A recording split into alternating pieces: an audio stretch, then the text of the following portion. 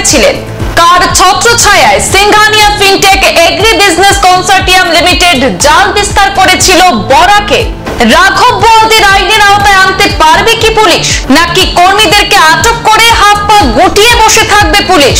Loan কেলেঙ্কারি নিয়ে বরাকের 3 জেলায় দেখা দিয়েছে তীব্র জল্পনা কল্পনা। বরাক উপত্যকায় সংঘটিত ভয়ঙ্কর লোন কেলেঙ্কারি ঘটনা প্রকাশ্যে আসতেই নড়েচড়ে বসল 3 জেলার পুলিশ। প্রথমে হাইলাকান্দি, তারপর করিমগঞ্জ এবং কাছাড়ের পুলিশ অভিযানে এখনো পর্যন্ত বেশ কয়েকজনকে গ্রেপ্তার করা হয়েছে। কাছাড় পুলিশের অভিযানে লোন কেলেঙ্কারিতে জড়িয়ে পড়া Singhania fintech agri business consortium limited নামে ভুইফোর কোম্পানির 3 কর্মী হায়দর হোসেন বড়ভুইয়া, মোজাক্কির হোসেন মজুমদার ও বাহারুল ইসলাম লস্করকে প্রেরণ করলো হাজতে।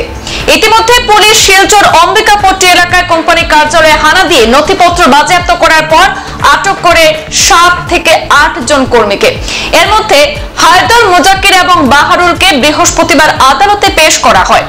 আদালতের অনুমতিতে 3 জনকে একদিনের জন্য হেফাজতে নিয়ে জিজ্ঞাসাবাদ চালানোর পর আজ শুক্রবার পুলিশ ফের তাদের আদালতে পেশ করে। এদিন আদালতের নির্দেশে 3 জনকে প্রেরণ করা হয় হাজতে। পুলিশ সূত্রে জানা গেছে, হায়দরকে জিজ্ঞাসাবাদ চালিয়ে কোম্পানির অবৈধ কাজ কারবারে জড়িত বেশ কয়েকজনের নাম বেরিয়ে এসেছে। এদের মধ্যে রয়েছে কয়েকজন প্রভাবশালী ব্যক্তিও।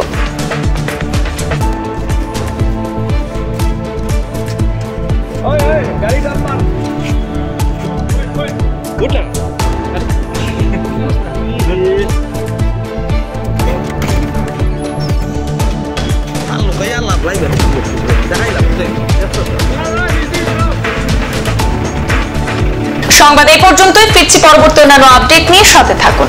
ধন্যবাদ।